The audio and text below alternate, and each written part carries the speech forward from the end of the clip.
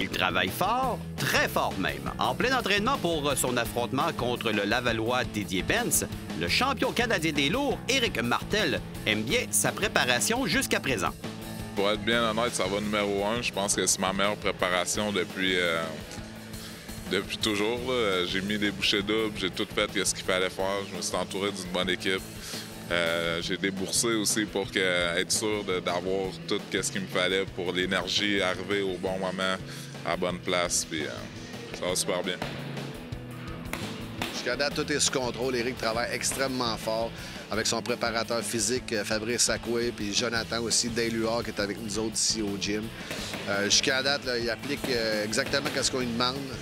Physiquement, tout va bien. Stratégiquement aussi, tout va bien. Je pense que aussi, très important dans le cas d'Éric, psychologiquement, ça va super bien aussi. Je pense aussi que j'ai pris une maturité, une plus grande maturité dans mon sport.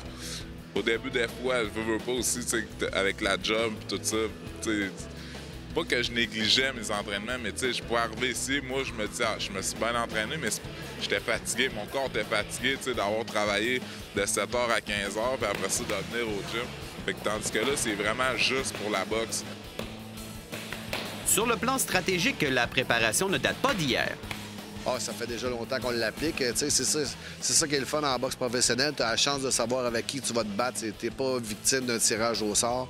En boxe olympique, tu te prépares à toutes les éventualités avec toutes sortes d'adversaires maintenant. C'est un adversaire qui est spécifique. On le connaît. On sait comment il boxe. Donc, ça fait longtemps que la stratégie est appliquée. Le parcours qui va nous amener au 30 novembre, ça va être quoi au niveau de la fréquence et du rythme d'entraînement et de la progression d'entraînement? Bien, écoute, c'est toujours pas mal 2 fois par jour. 6 fois par semaine. Maintenant, on est rendu dans le bout du qu'Éric commence à être fatigué. Fait qu'on diminue un peu le volume pour pouvoir plus travailler spécifiquement sur la vitesse et des choses vraiment stratégiques. Est-ce que dans tes entraînements, tu penses constamment à Didier Benz ou encore tu te prépares et tu te concentres sur ce que tu as à faire, par exemple, lors de tes entraînements? Pour être vraiment honnête, je pense constamment à Didier Benz. C'est tout le temps, je pense à son style, je pense à son visage, je pense tout le temps à lui.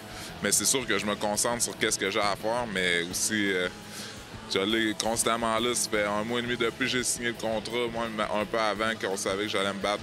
Je pense juste à ça. Es-tu capable de relaxer et de faire autre chose aussi et de penser à d'autres choses? Oui, bien c'est sûr, avec des chums, je vais aller voir un film, je vais faire des petites activités, mais c'est vraiment, c'est minime là, comme activité.